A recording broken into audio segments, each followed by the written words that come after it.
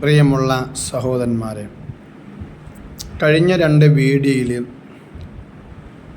വുളൂഇൻ്റെ 2 പ്രാർത്ഥനകൾ നമ്മൾ പഠിച്ചു. ശേഷം നിസ്കരിക്കാൻ പോവുകയാണ്. അതിൻ്റെ മുൻപ് ബാങ്കും ഇഖാമത്തും സുന്നത്താണ്. ബാങ്ക് നമുക്കറിയാം, എന്നാലും ഞാനൊന്ന് ഉണർത്തുകയാണ്. അല്ലാഹു അക്ബർ, അല്ലാഹു അക്ബർ, അല്ലാഹു അക്ബർ, അല്ലാഹു അക്ബർ. അഷ്ഹദു അല്ലാ ഇലാഹ ഇല്ലല്ലാഹ്, അഷ്ഹദു അല്ലാ ഇലാഹ ഇല്ലല്ലാഹ്, അഷ്ഹദു അന്ന മുഹമ്മദർ റസൂലുള്ളാഹ്, അഷ്ഹദു അന്ന മുഹമ്മദർ റസൂലുള്ളാഹ്. ഹയ്യ അലസ് സ്വലാഹ്, ഹയ്യ അലസ് സ്വലാഹ്, ഹയ്യ അലൽ ഫലാഹ്, ഹയ്യ അലൽ ഫലാഹ്.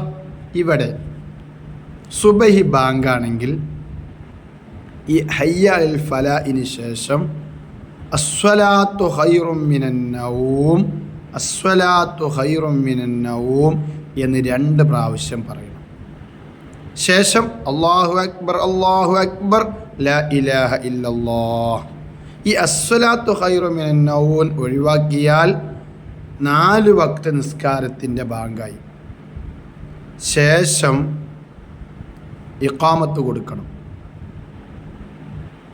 ഈ ബാങ്കിനും ഇഖാമത്തിനും വളരെ മഹത്വങ്ങളുണ്ട്.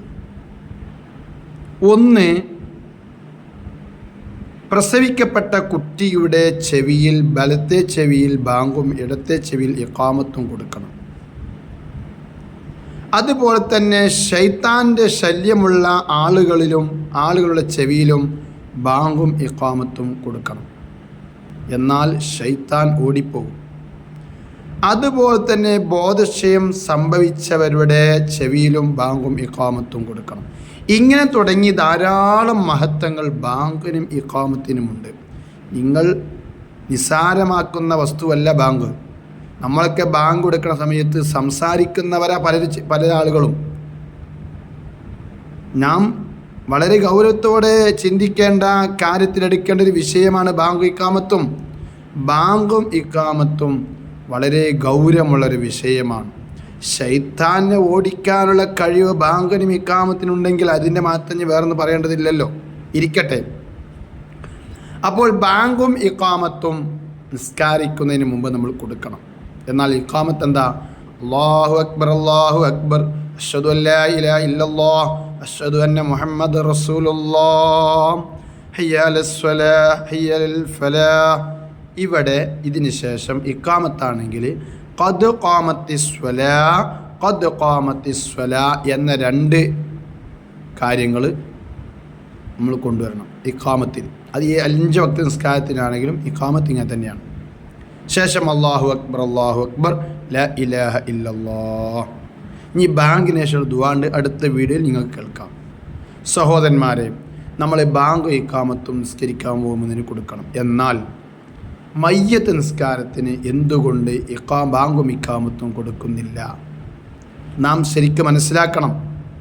ബാങ്കും ഇഖാമത്തും കൊടുക്കാത്തതിൻ്റെ ലക്ഷ്യം, നമ്മെ പ്രസവിക്കപ്പെട്ട സമയത്ത് ബാങ്കും ഇഖാമത്തും കൊടുക്കണമെന്ന് കർമ്മശാസ്ത്രം നമ്മെ പഠിപ്പിക്കുന്നുണ്ട്.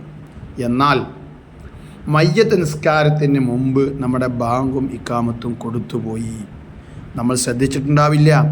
എന്നാൽ ശ്രദ്ധിക്കുക, നമ്മൾ പ്രസവിച്ച ഉടനെ നമ്മുടെ ബാങ്കും ഇഖാമത്തും കൊടുത്തു. ഇതിൻ്റെ മയ്യത്ത് നിസ്കാരത്തിൻ്റെ. ഇനി ആ ബാങ്കിൻ്റെയും ഇഖാമത്തിൻ്റെയും ശേഷമുള്ള കാലഘട്ടമാണ് നമ്മുടെ ജീവിതമുള്ളൂ. അതുകൊണ്ട് നാം എല്ലാവരും ശ്രദ്ധിക്കുക. അള്ളാഹു തൗഫീഖ് നൽകുമാറാവട്ടെ.